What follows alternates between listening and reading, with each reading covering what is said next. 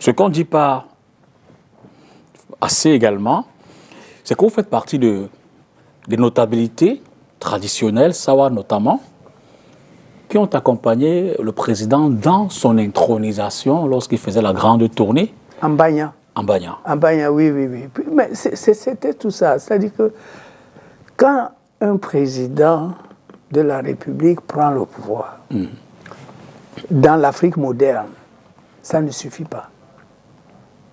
Ça ne suffit pas de prendre le pouvoir et d'être à la capitale. Parce que l'Afrique est une Afrique profonde.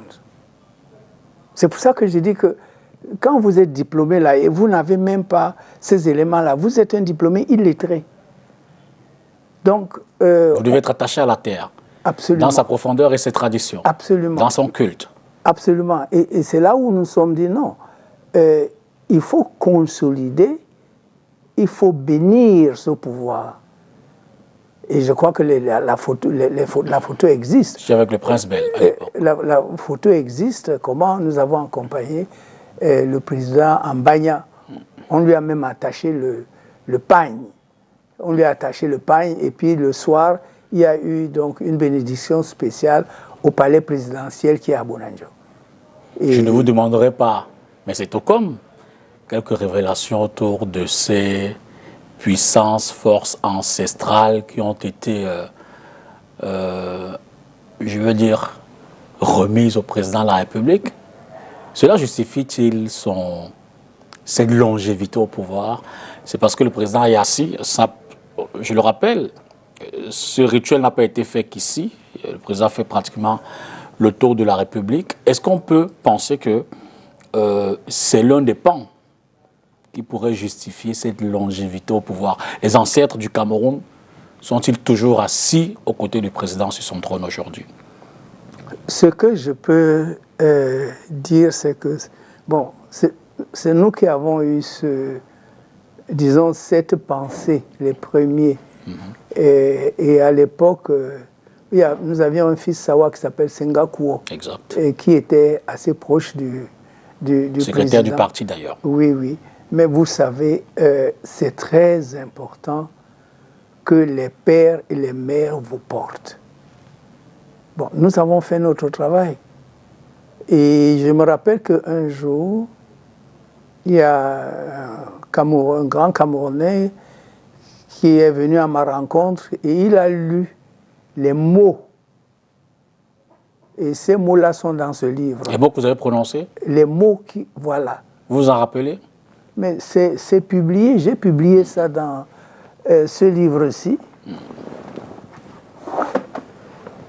Restituer.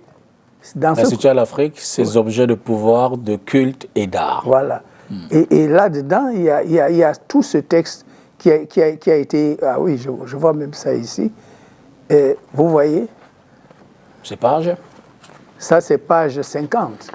Je vais rapidement pour la gouverne de nos téléspectateurs. Page 50. Hein. Voilà.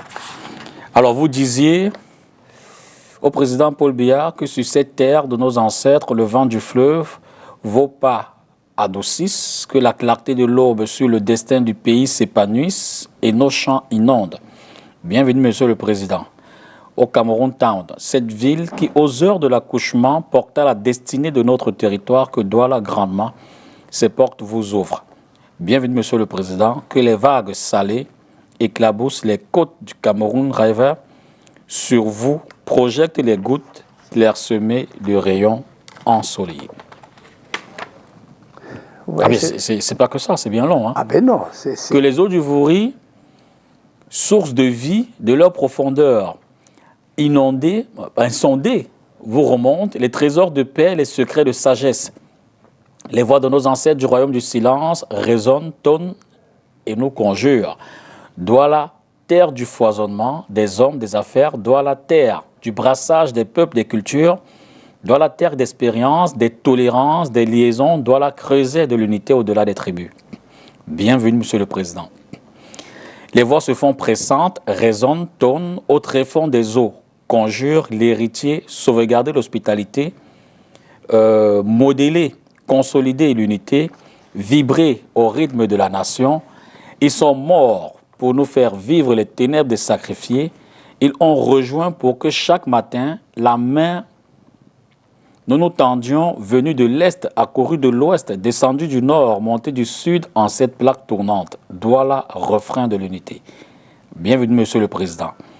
Et majestueux dans les étoiles du firmament, ses branches se perdant et imperturbables, au souffle léger de la brise, ses feuilles frisonnant et sereins du suc ancestral, ses racines nourries.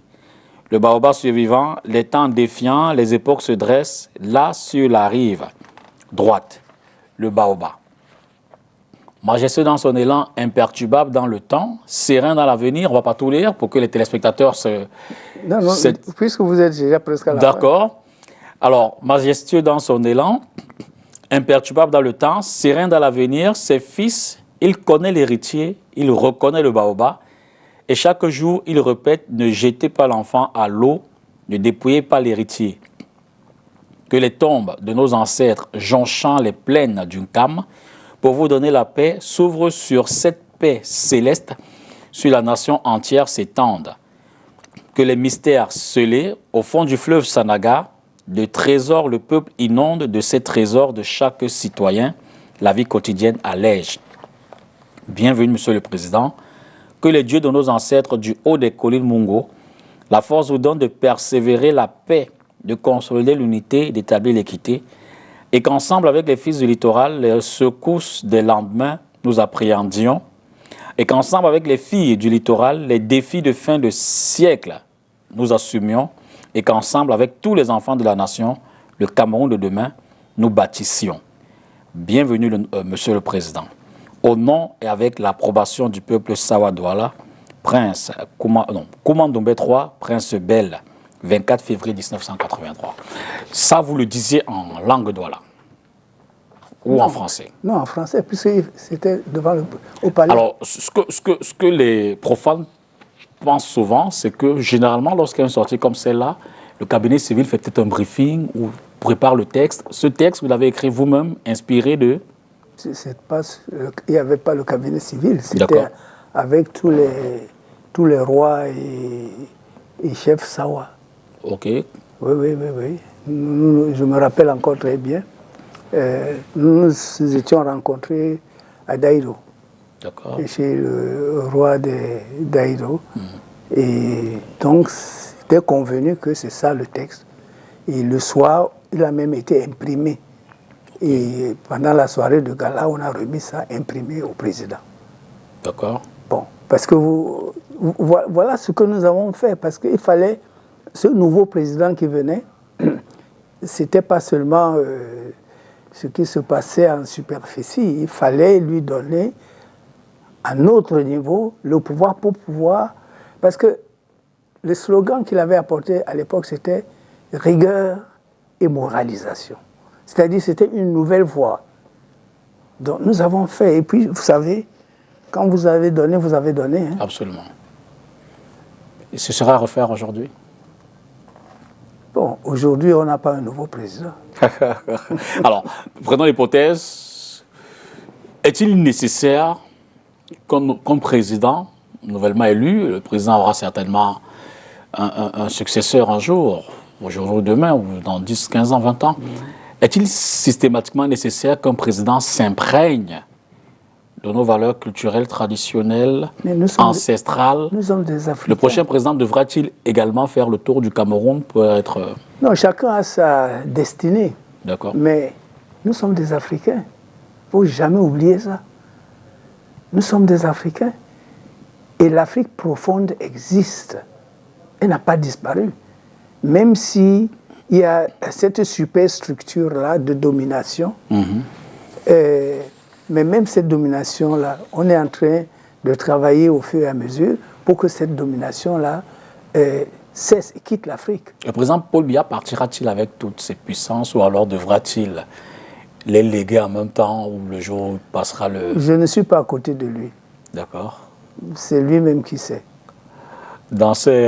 ce serait peut-être une révélation. Dans ces parcours non visuels, il vous arrive souvent et toujours de le rencontrer, de discuter des choses et d'autres. Non, je crois que ce qui est important, c'est qu'est-ce que chacun de nous va léguer comme héritage. Et ça, c'est chacun qui devra répondre devant les pères et les mères. Qu'est-ce que pendant ton parcours, tu as fait pour pouvoir léguer un héritage aux nôtres pour qu'ils puissent mieux vivre? C'est ça. Et ça, c'est chacun individuellement qui va répondre. Vous allez répondre, moi, je vais répondre, lui, il va répondre. C'est-à-dire que là, ce n'est plus une question de... Là, vous ne pouvez pas tricher.